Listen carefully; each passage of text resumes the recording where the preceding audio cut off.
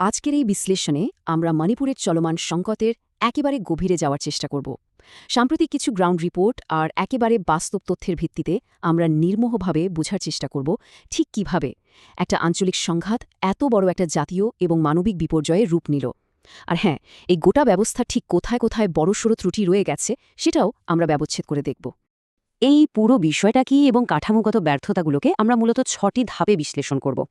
জাতিগত দাঙ্গার বর্তমান ভয়াবহতা থেকে শুরু করে নিরাপত্তা বাহিনীর ভূমিকা, সরকারের উদাসীনতা, তথ্যের ওপর নিয়ন্ত্রণ, মানবিক সংকট এবং সবশেষে এর সুদূরপ্রসারী প্রভাব নিয়ে আমরা কথা বলব।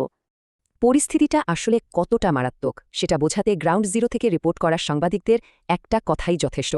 তারা বলছেন এটি যেন আমাদের নিজেদের দেশের ভেতরেই একটা ভারত পাকিস্তান পরিস্থিতি। একটু ভেবে দেখুন, এই একটা বাক্যই কিন্তু পরিষ্কার বুঝিয়ে দিচ্ছে যে সামাজিক বিভাজন আজ কোন পর্যায়ে গিয়ে ঠেকেছে। রাজ্যটি যেন একেবারে অলিখিতভাবে দুটো আলাদা ভূখণ্ডে ভাগ হয়ে গেছে।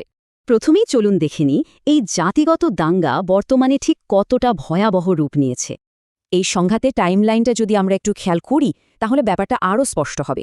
২০২৩ সালের মে মাসে মেইতেই সম্প্রদায়কে এসটি মর্যাদা দেওয়ার একটা হাইকোর্টের আদেশ আসে, আর সেটাকে কেন্দ্র করেই মেইতেই এবং কুকি সম্প্রদায়ের মধ্যে এই সংঘাতের সূত্রপাত। কিন্তু আশ্চর্যের বিষয় হল ২০২৪ সালের ফেব্রুয়ারি নাগাদ এই সংঘাত আর শুধু দুটো সম্প্রদায়ের মধ্যে আটকে নেই। দীর্ঘদিন ধরে নিরপেক্ষ থাকা নাগা সম্প্রদায়ও এর মধ্যে জড়িয়ে পড়েছে। আর সবচেয়ে মর্মান্তিক ঘটনাটা ঘটে ৭ এপ্রিল, যখন একটা প্রজেক্টাইল হামলায় ৫ মাসের এক নিষ্পাপ শিশুর মৃত্যু হয়। এটা প্রমাণ করে যে সংঘাত এখন তার শুরুর জায়গা থেকে অনেক বেশি জটিল এবং প্রাণঘাতী হয়ে উঠেছে। দ্বিতীয় পর্বে আমরা আলোচনা করব নিরাপত্তা বাহিনীর ভূমিকা এবং তাদের চরম ব্যর্থতার দিকগুলো নিয়ে। এখানে পরিসংখ্যানের বৈপরীত্যটা এতটাই স্পষ্ট যে অবাক হতে হয়। একদিকে আমরা দেখছি পুলিশ, সেনাবাহিনী এবং সেন্ট্রাল আর্মড পুলিশ ফোর্সের প্রায় ২৭২টি কোম্পানির এক বিশাল সামরিক উপস্থিতি। কিন্তু গ্রাউন্ড রিয়ালিটি কি বলছে? ২৫০র বেশি মানুষ প্রাণ হারিয়েছেন।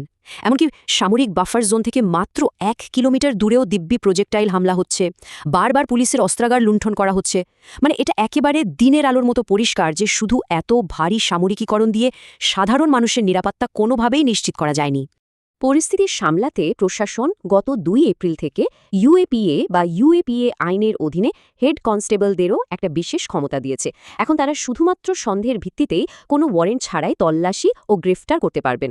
সরকার বলছে চরমপন্থা দমনে এটা জরুরি, কিন্তু মানবাধিকার কর্মী আর বিশ্লেষকদের দাবিটা অন্যরকম। তাদের মতে ভারী অস্ত্রে সজ্জিত মিলিশিয়াদের নিয়ন্ত্রণ করার বদলে এই আইন আসলে সাধারণ নাগরিকদের অধিকার ক্ষুণ্ণ করছে আর জনমনে আতঙ্ক আরও বাড়িয়ে দিচ্ছে। এবার তৃতীয় পর্বে আসা যাক, যেখানে আমরা দেখব এই গোটা পরিস্থিতিতে সরকারের ভূমিকা বা বলা ভালো চরম উদাসীনতা কতটা প্রকট। গ্রাউন্ড রিপোর্ট থেকে রাজনৈতিক অধিকার আর বাস্তব অবস্থার মধ্যে একটা বিশাল বড় ফারাক চোখে পড়ছে।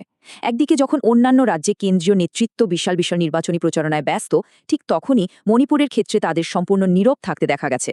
মুখ্যমন্ত্রী বা উপমুখ্যমন্ত্রী পদে হয়তো কিছু নামমাত্র রদবদল হয়েছে, কিন্তু বিবদমান গোষ্ঠীগুলোকে একসঙ্গে বসিয়ে যে একটা কার্যকরী পুনর্মিলনের উদ্যোগ নেবার হবে তেমন কিছু একদমই চোখে পড়েনি। সবচেয়ে আশ্চর্যের কথা হলো ২৫০র বেশি মানুষ নিহত হওয়ার পরেও সেখান থেকে প্রায় ৩০% নিরাপত্তা বাহিনী প্রত্যাহার করে অন্যান্য রাজ্যের নির্বাচনের কাজে পাঠিয়ে দেওয়া হয়েছে। চতুর্থ পর্বে আমাদের আলোচনার বিষয় তথ্যের উপর নিয়ন্ত্রণ এবং ইন্টারনেট শাটডাউন। টানা ১১ দিন, হ্যাঁ ৭ এপ্রিলের ওই ভয়াবহ সহিংসতার পর প্রশাসন রাজ্য জুড়ে ইন্টারনেট পরিষেবা ঠিক এভাবেই বন্ধ করে রাখে। এমনিতে মণিপুরের ক্ষেত্রে ইন্টারনেট শাটডাউনের ইতিহাস বেশ লম্বা। ভারতের যে কোনো রাজ্যের তুলনায় এটা প্রায় একটা রেকর্ড। কিন্তু প্রশ্ন হলো, কেন বারবার এই ব্ল্যাকআউট? সরকারের তরফ থেকে দাবি করা হয় যে গুজব এবং উস্কানি ঠেকাতেই নাকি ইন্টারনেট বন্ধ রাখা জরুরি, কিন্তু গ্রাউন্ড রিপোর্টের চিত্রটা সম্পূর্ণ আলাদা। এই শাটডাউনের ফলে রাজ্যের ভেতরের আসল ভয়াবহ ছবিটা জাতীয় স্তরে পৌঁছাতেই পারছে না। আমাদের নিশ্চয়ই মনে আছে ২০২৩ সালের মে মাসে ২ নারীকে লাঞ্ছিত করার সেই মর্মান্তিক ভিডিওটার কথা। ওই ইন্টারনেট বন্ধ থাকার কারণেই কিন্তু সারা দেশের মানুষের কাছে সেটা পৌঁছাতে পাক্কা ২ মাস সময় লেগেছিল।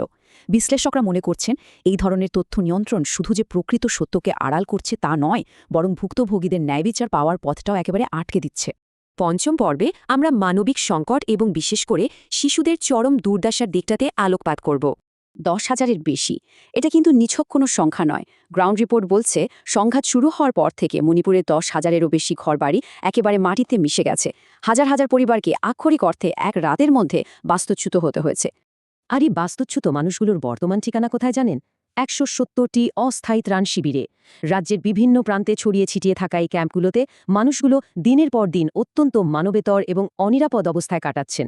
সেখানে পর্যাপ্ত চিকিৎসার অভাব তো রয়েছেই, তার ওপর শিশুদের বেড়ে ওঠার জন্য ন্যূনতম কোনো পরিবেশই অবশিষ্ট নেই। আমরা জানি যে কোনো সংঘাতে সব সময় সবচেয়ে বেশি মূল্য চোকাতে হয় শিশুদের। এই এপ্রিলেই একটা প্রজেক্টাইল হামলায় মায়ের পাশে ঘুমিয়ে থাকা 5 মাসের একটা শিশুর মৃত্যুর খবর আমরা পেয়েছি। আবার একটা ত্রাণ শিবিরে 7 বছরের এক কন্যা সন্তানের ওপর পাশবিক নির্যাতনের মর্মান্তিক ঘটনাও সামনে এসেছে। এই ঘটনাগুলো আমাদের বারবার মনে করিয়ে দেয় যে প্রশাসনিক ব্যর্থতা শেষ পর্যন্ত কতটা নির্মম আর ভয়াবহ পরিণতি ডেকে আনতে পারে। বাস্তুচ্যুতির এই ভয়াবহ চিত্রটা কতটা বড় মাপের সেটা ইন্টারনাল ডিসপ্লেসমেন্ট মনিটরিং সেন্টারের এই ডেটাটা দেখলে বোঝা যায়। 2023 সালে পুরো দক্ষিণ এশিয়ায় যত মানুষ বাস্তুচ্যুত হয়েছেন তার অবিশ্বাস্য 97% হয়েছেন কেবল ভারতের এই একটা রাজ্য মণিপুর থেকে, আর বাকি পুরো দক্ষিণ এশিয়া মিলে মাত্র 3%। এটা সত্যি অভাবনীয়, এবং মণিপুরের বর্তমান মানবিক বিপর্যয়ের মাত্রাটা ঠিক কতটা বিশাল সেটা এই একটা পরিসংখ্যানই চোখে আঙুল দিয়ে দেখিয়ে দেয়।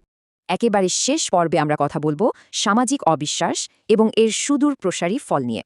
মণিপুরের বর্তমান সামাজিক কাঠামো এক গভীর এবং প্রায় অপূরণীয় সংকটের মুখে দাঁড়িয়ে আছে। রাজ্যটা এখন এমন সব অঞ্চলে ভাগ হয়ে গেছে যেখানে এক সম্প্রদায়ের মানুষ কোনোভাবেই অন্য সম্প্রদায়ের এলাকায় প্রবেশ করতে পারেন না। বিশ্বাস করতে কষ্ট হলেও সত্যি যে খোদ রাজ্যের প্রধান পর্যন্ত অবাধে সব জায়গায় যেতে পারেন না। প্রশাসন বা নিরাপত্তা বাহিনীর উপর সাধারণ মানুষের আস্থা একেবারে তলানিতে এসে ঠেকেছে, আর সেই কারণেই তারা এখন আত্মরক্ষার তাগিদে ভারী অস্ত্রশস্ত্রে সজ্জিত অনিয়ন্ত্রিত কমিউনিটি মিলিশিয়াগুলোর উপর নির্ভর করতে বাধ্য হচ্ছেন। এই চরম মেরুকরণের ফলে আলোচনার টেবিলে বসে শান্তি ফেরানোর সুযোগটা দিন দিন আরও ক্ষীণ হয়ে আসছে। সংঘাতের শুরু থেকে আজ পর্যন্ত হিসাব করলে দেখা যায় 11,000-এরও বেশি এফআইআর দায়ের করা হয়েছে। কিন্তু আশ্চর্যের বিষয় হল দেশের সর্বোচ্চ তদন্ত সংস্থাগুলো তদন্তের দায়িত্বে থাকলেও এখন পর্যন্ত কোনো বড় মামলার সমাধান বা বিচার প্রক্রিয়া সম্পন্ন হওয়ার খবর নেই। বিচারহীনতার এই দীর্ঘস্থায়ী সংস্কৃতি মানুষের ভেতরের ক্ষোভটাকে আরও উস্কে দিচ্ছে এবং এই সংহিংসার চক্রটাকে ক্রমাগত দীর্ঘায়িত করছে। কাঠামোগত এই চরম ব্যর্থতাগুলো বিশ্লেষণ করার পর শেষে এসে একটা খুব বড় এবং প্রাসঙ্গিক প্রশ্ন উঠে আসে। যে গ্রাউন্ড রিপোর্টাররা জীবনের ঝুঁকি নিয়ে দিনের পর দিন ওখান থেকে খবর সংগ্রহ করছেন, তারা বারবারই একটাই প্রশ্ন তুলছেন, মণিপুর কি এদেশের অংশ নয়? একটু ভাবুন তো, যখন দেশের অন্য প্রান্তে উৎসব হচ্ছে, বিরাট করে নির্বাচন হচ্ছে, ঠিক তখন একটা রাজ্য মাসের পর মাস আগুনে পড়ছে, সাধারণ মানুষ, নিষ্পাপ শিশুরা অকারণে প্রাণ হারাচ্ছে। আমাদের এই বিশ্লেষণটির মূল উদ্দেশ্যই হল এই নিদারুণ বাস্তবতাকে সবার সামনে তুলে ধরা এবং সঠিক প্রশ্নগুলো করতে সাহায্য করা। সাথে থাকার জন্য ধন্যবাদ।